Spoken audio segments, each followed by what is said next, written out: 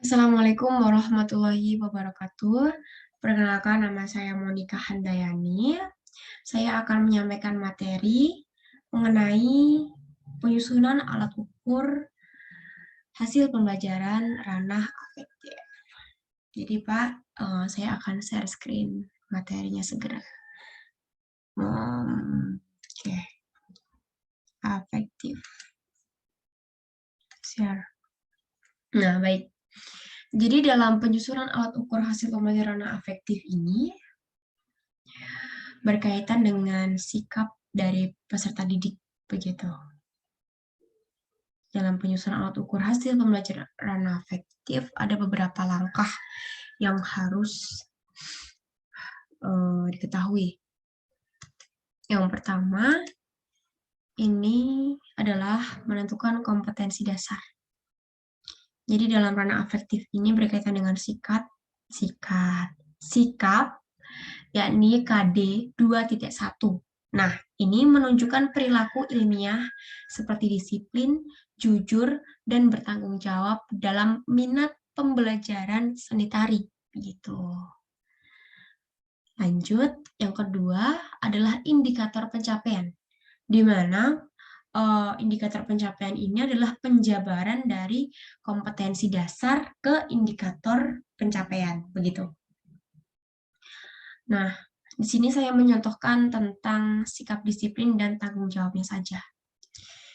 Nah, kompetensi dasarnya kan 2.1 sikap sosial, definisi operasional, terus ada indikatornya. Disiplin adalah perasaan taat dan patuh terhadap nilai-nilai yang dipercayanya, ataupun usaha-usaha untuk menanamkan nilai untuk menaati sebuah peraturan. Lantas indikatornya ini adalah sikap langsung dari peserta didik begitu, atau seseorang. Tidak pernah terlambat sekolah maupun mengerjakan soal yang ada, terus selalu berlatih mandiri dan mengenakan seragam sesuai dengan ketentuan yang ada, begitu. Yang kedua, tentang tanggung jawab adalah sikap seseorang untuk menjalankan tugas dan kewajibannya terhadap diri sendiri, orang lain, dan lingkungan. Begitu. Untuk indikatornya, bertanggung jawab atas tugas yang diterimanya dengan baik dan berani menerima risiko. Terus meminta maaf jika melakukan kesalahan, gitu. Langkah ketiga adalah kriteria penilaian. Itu adalah aspek-aspek yang akan dinilai, begitu. Ada prediksinya, ada keterangan, dan ada skor.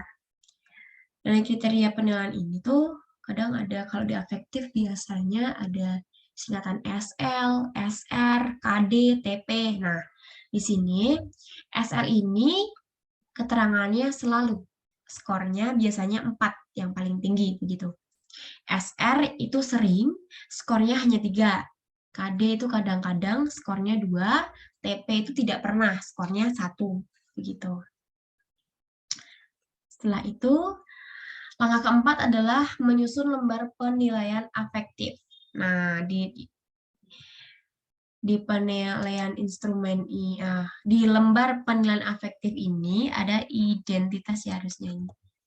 Identitas instrumen. Nah, ada nama peserta didik, ada jenjang, baik SMA, SMP, ataupun seperti itu kan. Terus ada kelas atau semester, dan ada mata pelajarannya. Yang kedua ada teknik penilaian. Nah, tes tertulis. Bentuk instrumennya, lembar penilaian diri. Biasanya bentuk instrumen atau lembar penilaian dirinya itu diisi oleh peserta didik ataupun siswa, begitu ya. Nah, yang kelima itu contoh butir soal ranah afektifnya atau minat belajar seni tari, begitu. Di contoh butirnya itu ada petunjuk untuk mengisi. Berikut adalah pernyataan yang berkaitan dengan minat belajar seni tari. Silakan isi tanda centang pada kolom di bawah ini jika SL itu tidak selalu, SR itu sering, dan KD itu kadang-kadang, TP tidak pernah. Gitu. Yang pertama, coba saya besarkan agar terlihat ya. Oke. Sebagai peserta didik, saya melakukan tugas-tugas dengan baik. Yang kedua, saya datang tepat waktu saat pembelajaran seni tari karena tidak ingin tertinggal materi. Yang ketiga, saya selalu membawa buku materi seni tari karena saya ingin selalu menjawab pertanyaan dari guru. Nah, yang keempat, saya meminta maaf jika bila saya berbuat salah kepada guru atau teman saya. Yang kelima, saya menerima resiko atas tindakan yang saya lakukan saat pembelajaran seni musik. Keenam, saya sangat mematuhi peraturan yang ada di sekolah. 7, saya bekerja secara individu dengan baik. 8, saya sangat senang ketika diberikan saran oleh teman saya. 9, saya mengerjakan ulangan dengan baik ataupun tidak mencontek. Seperti itu. Nah, dari contoh soal itu nanti ada keterangannya. Nah, SL adalah selalu apabila selalu melakukan pernyataan.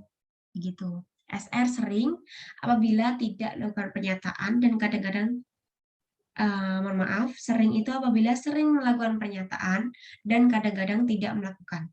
KD itu kadang-kadang, apabila kadang-kadang melakukan dan sering tidak melakukan.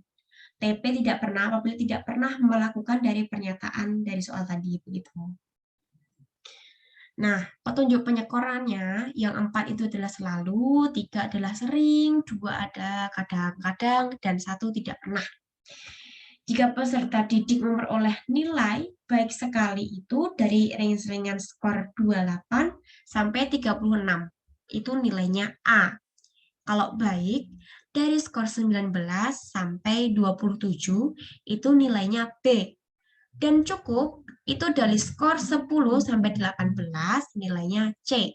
Dan kurang, itu dari skor 1 sampai 9, nilainya D.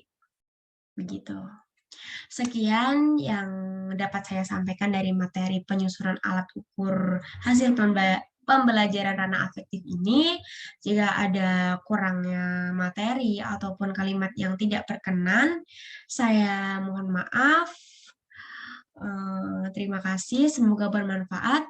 Wassalamualaikum warahmatullahi wabarakatuh.